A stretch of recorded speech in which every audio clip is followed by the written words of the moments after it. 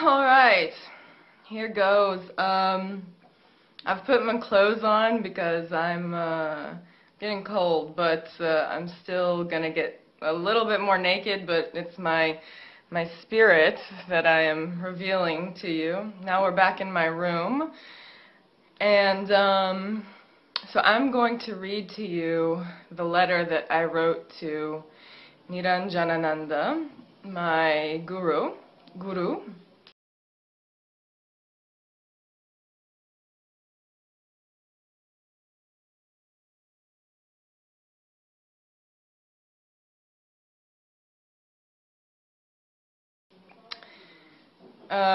It's 10 pages long,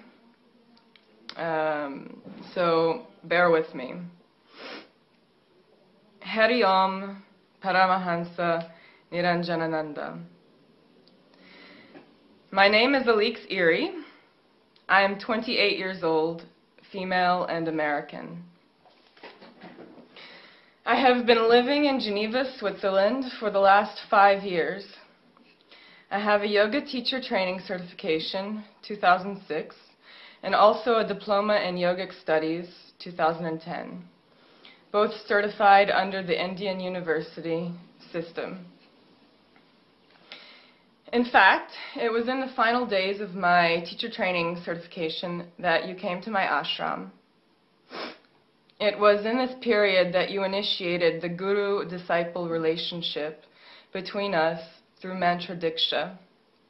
You touched my head, gave me a mala, and transferred to me the mantra, which I won't say here because it's personal. Upon the completion of my TTC, I was invited by the course coordinator of my ashram, who has requested to remain unnamed in this letter, to do the 3-year sannyasa program at Bihar. This is the program where you should shave your head and etc. However, my parents were still hoping that I would complete a university degree.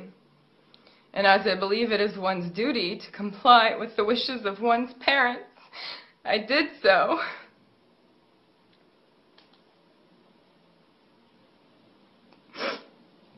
Therefore, I am also a student of physics.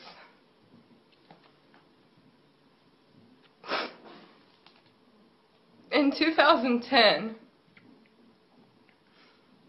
I received my bachelor's degree in physics.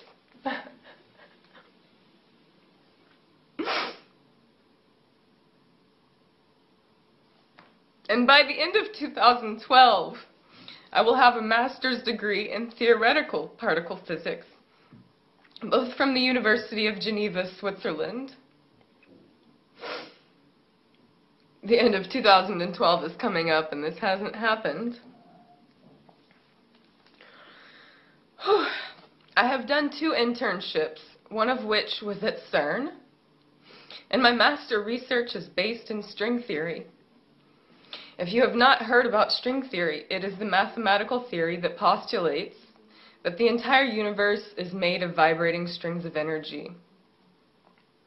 Interestingly enough, according to this theory, 2 strings have the ability to join to form 1 string without changing the objectively observable mathematical quantities, which has amazing implications for the translation between the objective or hard sciences and the subjective or tantric sciences. Whew, okay, take a breath. It is this translation between these 2 schools of thought and the marriage between the ideas of spiritual energy and physical energy that I have perceived as one of the main mechanisms of my dharma. In fact, I am becoming more and more consumed by the need to surrender to the cosmic will. And the cosmic will insists that I be a channel for the expansion and liberation of energy and pure consciousness, i.e., Tantra. I have evolved into a tantric, which is certainly liberating. However, as can be expected, I now have the need for the contact with the guru. Up until this point, I have always been able to deal with my spiritual growth and experiences through self-study. To be honest, and trying to be as humble as possible when I say this, I was even disappointed with the direction that I found in the ashram. I now understand that this is because my spiritual experiences go beyond what my teachers in the ashram can identify with. Since I discovered yoga, I have found comfort in the series of books printed by Yoga Publications Trust, my favorite two literatures being 4 chapters on freedom and a systematic course in the ancient tantric techniques of yoga and kriya.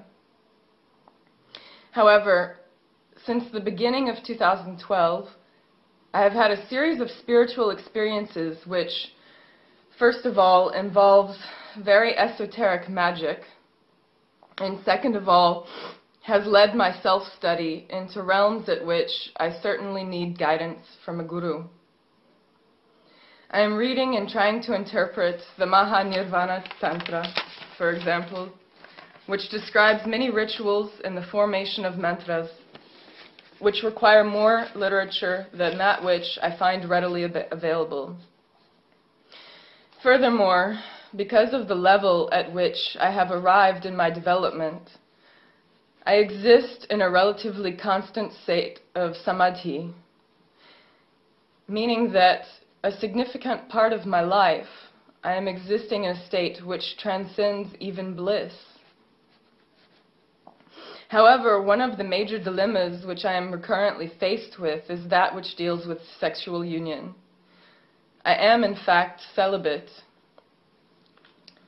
This is not because I am forcing myself to do so, but rather because I have lost all desire to be with any ordinary man. I have an ideal in my head that my sexual union should be with someone that I can worship as Brahman and perform the sacred rites as per the Tantras. In the Western world, it seems quite bizarre for a woman's fantasy to revolve around the chanting of mantra, devotion, and sacrifice of the body to the divine. It is for these and other reasons which I see no choice but to contact you now. I have actually been writing and revising this letter for several months, as every time I arrived almost at finishing it, I felt dissatisfied with the length or the content. There is really too much for me to relate in this letter, as what I want to tell you and also ask you about and share with you would make up the contents of a book of several volumes. So I will begin with relating some of my spiritual experiences in order to give you an idea of my development. Spiritual experiences.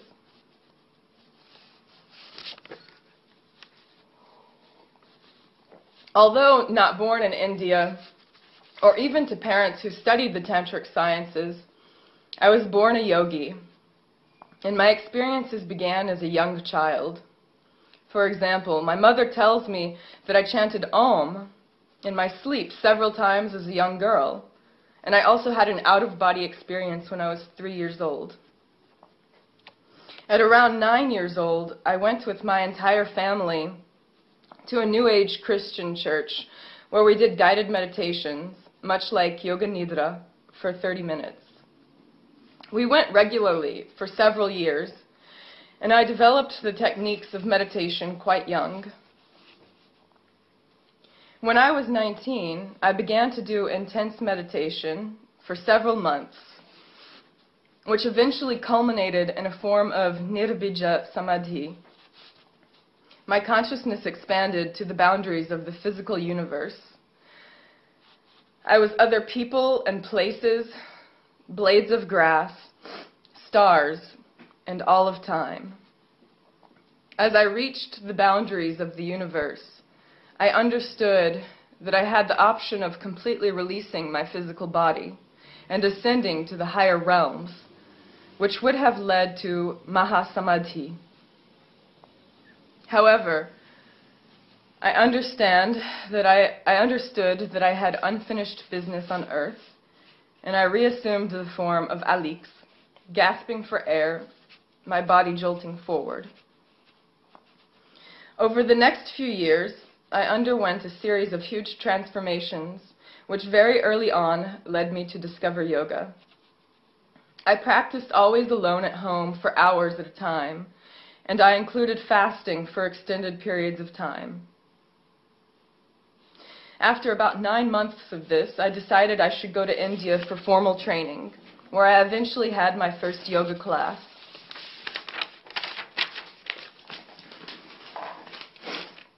In the last couple of years, I understood why I did not take Mahasamadhi when I had the opportunity. I returned to this existence of dualities because of my attachment to Dharma.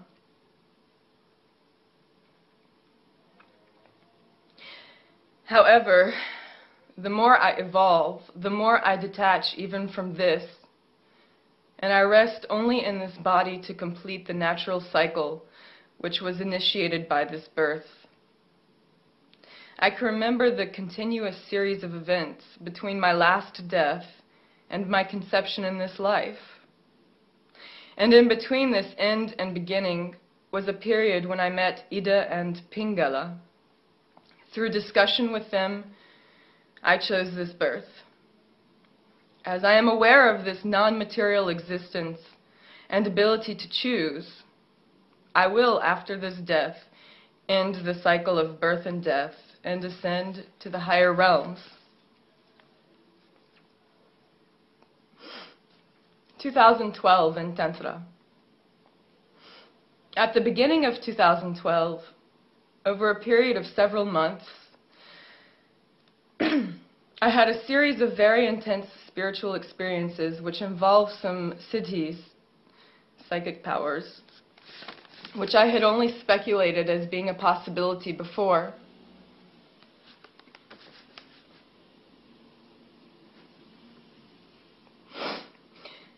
One of the experiences that arrived to me during this period was the vision of you chanting mantra when I woke up and was still in bed one morning. This vision was so powerful that I began crying.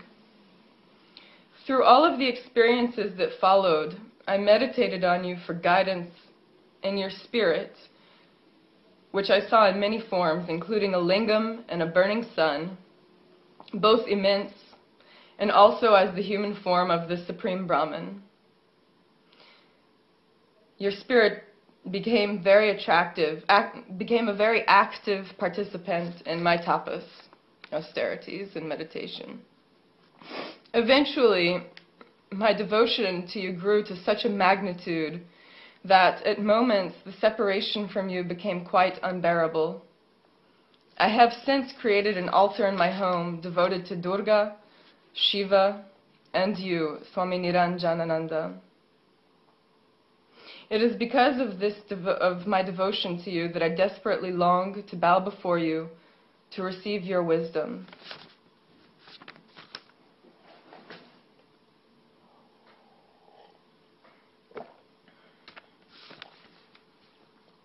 I will now share with you some of the more paranormal siddhis, which I have spontaneously acquired this year as a result of sadhana. Although the details of all these events are many, two of the most marking have been the following. I have several times been able to control the movement of a candle flame. During one incident, over about 10 minutes, it was my will that was able to make the flame go from dead still to rapidly oscillating. Number 2. The first of these paranormal events was in fact much more alarming. It happened right after New Year. The details of the event are quite bizarre, as I have never met the other two people involved, and the only interaction I have ever had with them was during this incident. We have never conversed, never been introduced, and I have never seen them or either before or after this event. The three of us together levitated a large glass bottle. The bottle did not levitate very high, only a few centimeters. It raised up and down as the joined concentration wavered. We were all about 2 feet away from the bottle. This was a spontaneous event, at least in what concerns my own involvement, and is the only experience with levitation that I have had. I was admittedly in quite a heavy trance, induced by complete surrender to the music, dancing as if I was completely alone, but it lasted for about 15 to 20 seconds, long enough for my rational mind to intervene several times to evaluate the reality of the situation. As I began exploring the practices of Tantra, I immediately began invoking the devas and the devis. The first time this happened was completely non-planned, and Surya came to me while I was performing the sun salutations, and what followed was the first incident with control of the flame. After the initial acquisition of this control, I understood that I should not be trying to control the siddhi, but rather to use it for communication with the divine, which led me to experiment with invoking Ganesha, Tara, Chinnamasta, and Bagalamukhi. Finally, I was directed to choose a deity to whom I would form a sacred alliance, and the very natural and immediate choice was Durga, as she is the dynamic female aspect of the one supreme Brahman, to whom my entire existence, without a doubt, or even a choice, is devoted. It would seem that she also has chosen me, as my invocations of her were extremely powerful. To be honest, and as humble as possible, I believe more every day that I am the human form of Durga, though this is not a constant understanding.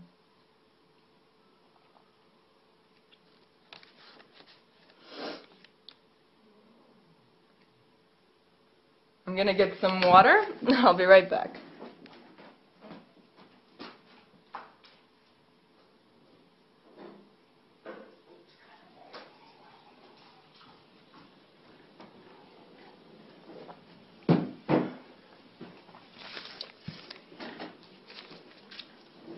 As I am still completing my masterwork at university, I eventually had to suspend my esoteric practices as their durations grew longer and longer. The final total invocation of Durga that I did was in May, and it lasted a period of 10 days. Some of the highlights of this period are: my Kundalini rose over a period of several days into Sahasrara chakra. When it arrived in Ajna, I heard the word jet, or chet, and I understood that this meant consciousness. I was communicating with the Devis through divine hearing. As I had turned every action of my life into tantric ritual, I began seeing signs everywhere. The coincidences were uncanny and often scary. I spontaneously performed a practice which I have never read in any book or had been taught. The experience was actually very calming, but it scared me. In combination with anahata shuddhi,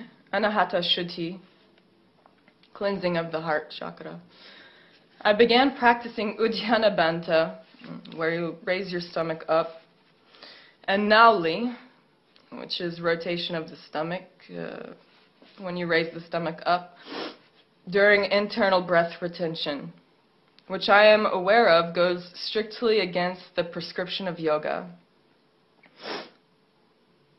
Although my rational mind partition knew that I was not supposed to be performing the activity, this was during invocation, and it was Durga that was operating.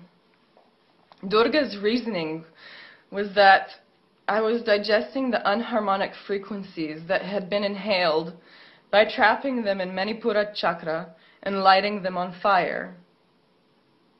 This practice returned the rapidly vibrating candle flame that I used for the ritual to a placid state, and so I continued. I have to open the door for my flatmate.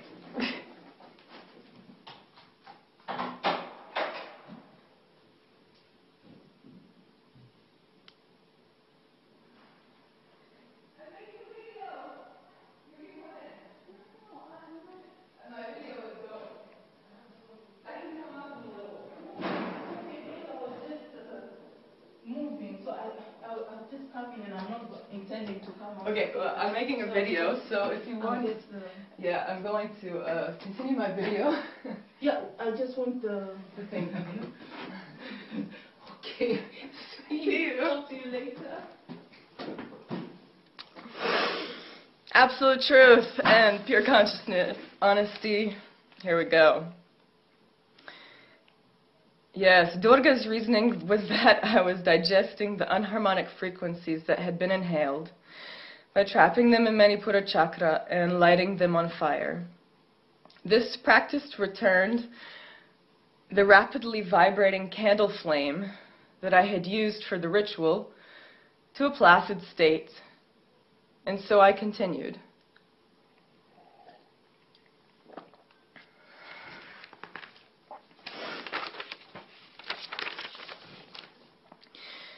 After several times of repeating this practice, I had an experience similar to fainting. My vision became a dark tunnel with the sight of physical reality in the center, which was pulsing and warping. I became extremely lightheaded and immediately took shavasana and rested for several minutes. This is one of the reasons why I know that I should contact you at this point, because the spontaneous practice that came to me went against my reason. It was later this evening when my kundalini, which had already risen into Manipura, rose higher into Anahata. The compassion that I experienced when kundalini arrived in Anahata was among the most intense pain I have ever felt in my life. I cried for several hours, releasing all of my worldly attachments, including my attachment to my family. I finally wrote my final will and testament in the incident that I take Mahasamadhi spontaneously before I arrive at old age. On the second to last day of this 10-day experience, the invocation became so powerful that I eventually had to go into silence in order to switch it off. The happenings began to supersede my control. The partition of my mind that was Durga became about 95% of my existence, while the rational mind of Alix was only about 5%. At this point, my vocal cords were emitting frequencies which I can only describe as being divine. When I sang, my voice was able to stop the rapidly moving flame. Furthermore, a friend had come over to ask me for advice, and I was not able to speak with him as I normally would have. It was the ears of Alix receiving the sound waves, and the brain of Durga filtering the information and responding.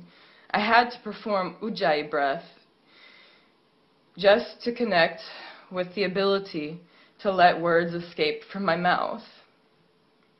It was as if my lungs were the entire earth, and I had to draw up oxygen from its center just for a few words to be uttered. The brain and vocal cords of Alix were suppressed as if there was a filter that only allowed me to respond with questions like, "What do you feel is the answer?" Or with short phrases like, "That is perfection." And even these phrases were difficult to muster. Many times I could only respond with a belly laugh of pure compassion and contentment. As the weight of the divine grew heavier, the climax of this meeting became too much for me to rationalize in the presence of another. My body really felt extremely heavy, suffocating even. We were out walking in public, and it reminded me of what happens when the devas are celebrating an auspicious event. I heard many bells and flutes and clapping for several minutes. My senses became so heightened that my sensory organs became painful. I was under the impression that I could hear people's conversations 500 meters away, and those sounds which originated in close proximity to me were deafening. Every time I raised my eyes to look around, I saw people looking at me with huge smiles on their faces. I have kept a detailed log of the experiences and will not describe all of them here. Not only do I feel that it is not necessary for the present letter, but some of the more intimate things that I experienced just seem crazy when I try to put them into writing.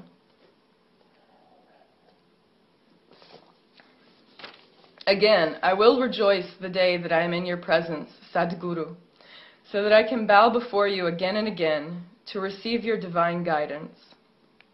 Even as I write this letter, my heart is filled with grief because of my separation from you.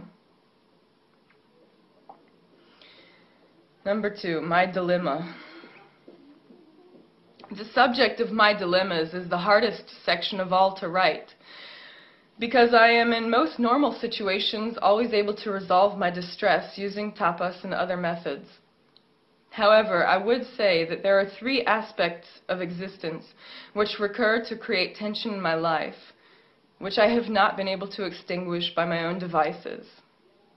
These 3 aspects are distress that arises as a result of the reflection on the created minds, the question of my own sanity, or my own insanity, and finally my human involvement in the divine union of Shiva and Shakti.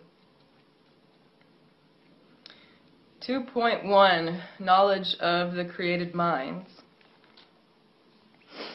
I realize that every moment and action of my own life is merely a created artificial mind of the natural supreme mind. This has been in my understanding for many years, and I have... So, sorry about that. My iPhone ran out of space, so I had to do an upload and everything, so let's get back to it. I was at knowledge of the created minds. So, I realized that every moment and action of my own life is merely a created artificial mind of the natural supreme mind. This has been in my understanding for many years, and I have many different personalities which I utilize for extinguishing karmas in different situations. And my ability to move between these dualities is becoming increasingly fluid and without effort. Furthermore, in an attempt to allow for proper definition of my role in a given situation, I have given names to several of my egos, one of which is Durga consciousness. And even my best friend has begun calling me Durga as readily as she does Alix. However, there is a tension resulting from this understanding of the many created minds that ultimately encompasses all other tensions in my life. It is eloquently resumed in Sutras 20 through 21 of Patanjali's Kavaya Pada. And there cannot be comprehension of both simultaneously.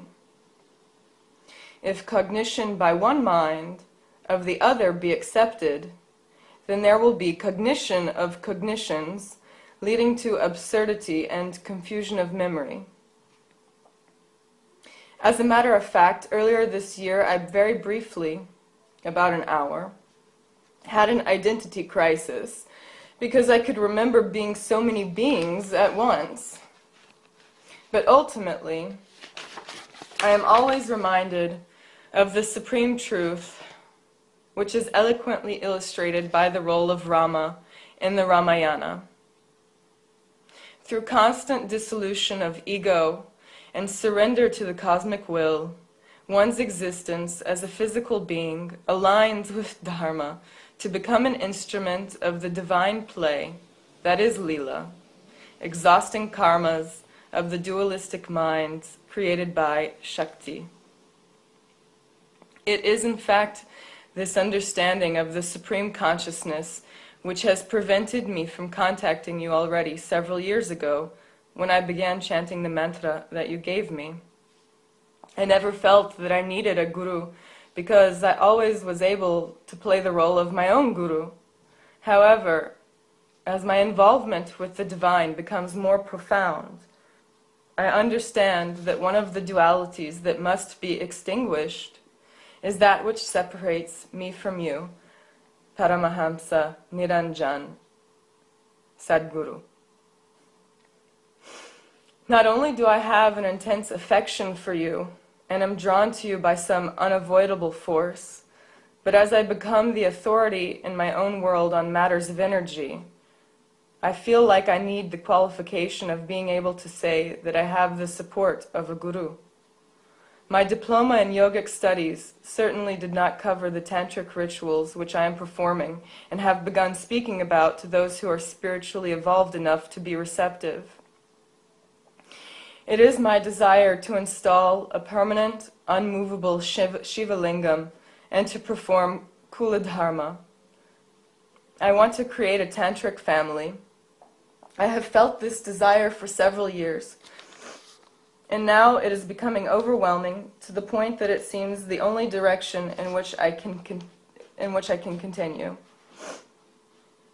My involvement with the physics community has become an afterthought as my tantric worship assumes the primary role in my life. I seek your help, Paramahamsa Niranjanananda, divine incarnation of Brahman, and I hope that you will be able to guide me through the secretive world of Kala Marga.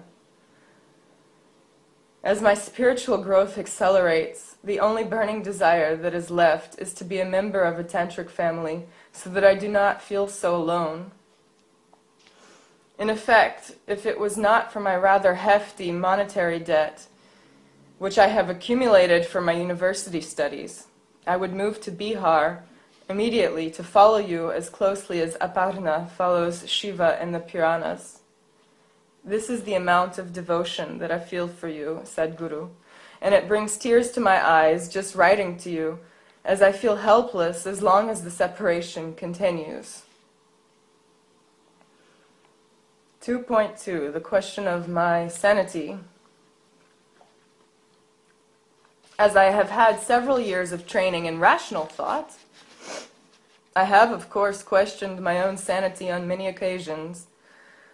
I have discussed my experiences and feelings with a few trusted friends, and even with a well-established psychoanalyst with many years of experience.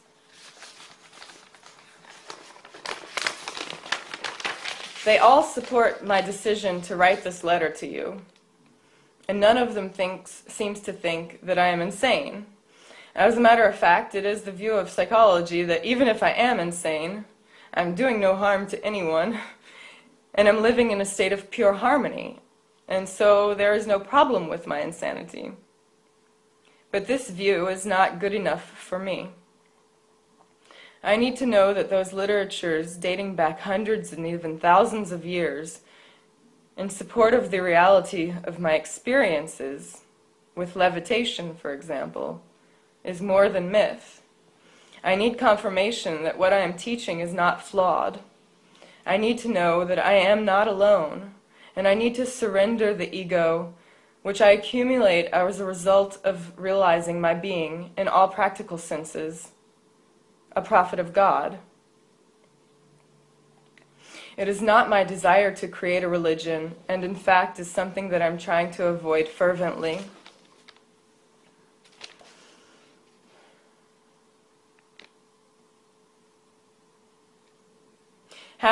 Hence, my having given myself so many different names in my efforts, in an attempt to avoid the identification of my human ego with the divine.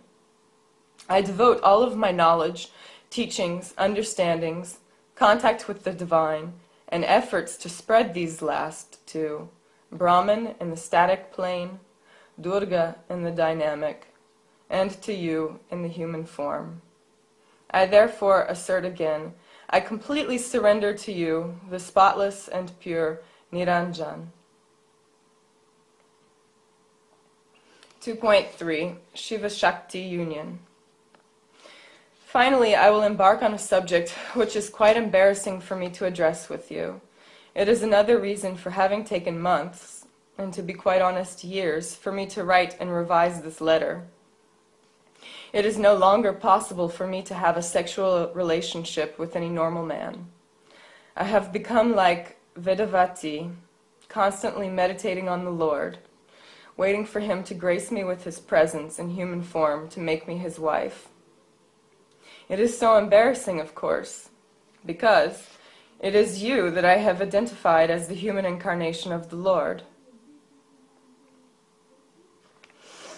What more is there to say? I have been chanting the mantra that you gave me for 6 years already, and this is the result. And now I will admit something even more embarrassing, but I feel that I must tell you because I see you as my guru, and all of this is a source of distress for me. At the end of the 10-day experience, which I discussed earlier, I had an orgasm from the intensity of the experience of chanting the mantra that you gave me and the tapas that I performed at the same time. I did not touch myself at all, and it was purely from the energy from japa and tapas. The dhyana meditation that accompanied was obviously on you.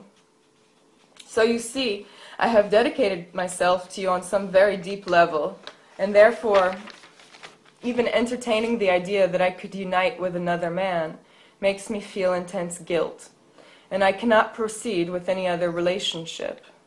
I feel as though I would be betraying the truth and pure consciousness, which I perceive as being absolute dharma and the only way for me to exist. Maybe this perception is false, indicating that I need some very deep cleansing of the elements. I have an altar dedicated to you with brass padukas, a lingam, and several photos of you. There is even a photo of you on my nightstand next to my bed. Again, if it were not for a very large monetary debt, I would instantly move to Bihar and proceed as Aparna did with Shiva. And so I have this eternal dilemma in my being as to what to do. But of course, I recognize this restraint, this tension, this vasana, as being in harmony with Lila, and I recognize this debt, which binds my attachment to society, as the will of Shakti to inspire divinity among the Vira and Pacha class of men. I therefore proceed as best I can with the practices of Dakshina Marga, remaining celibate and suppressing all men that try to approach me with seduction techniques.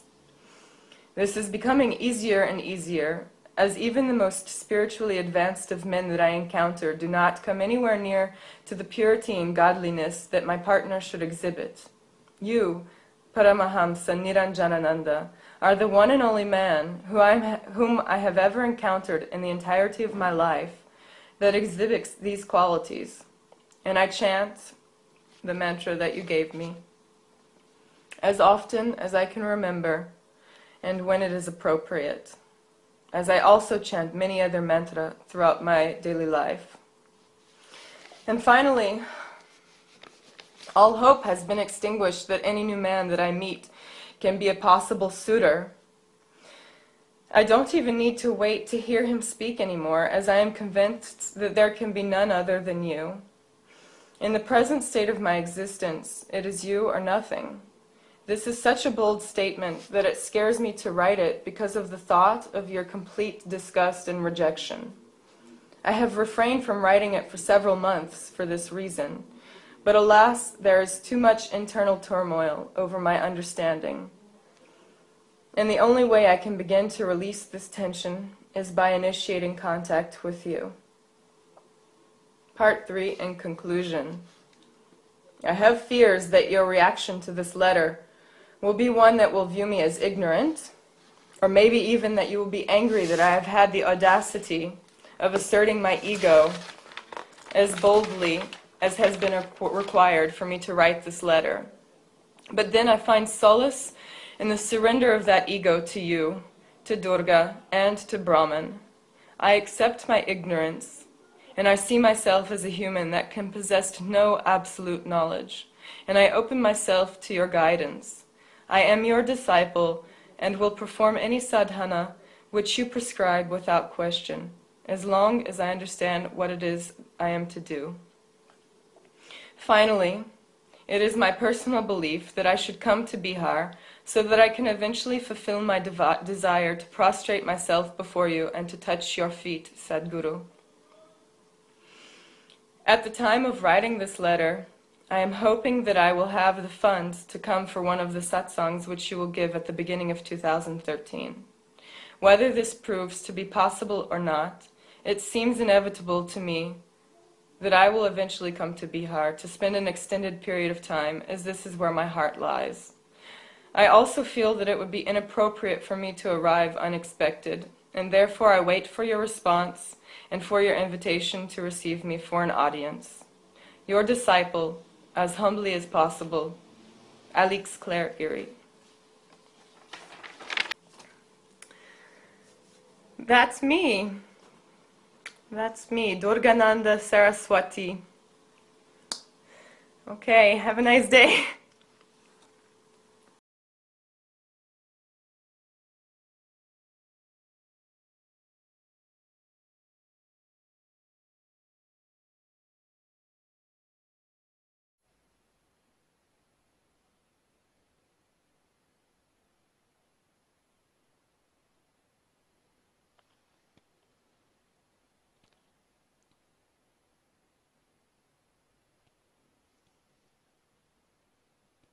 Namaste.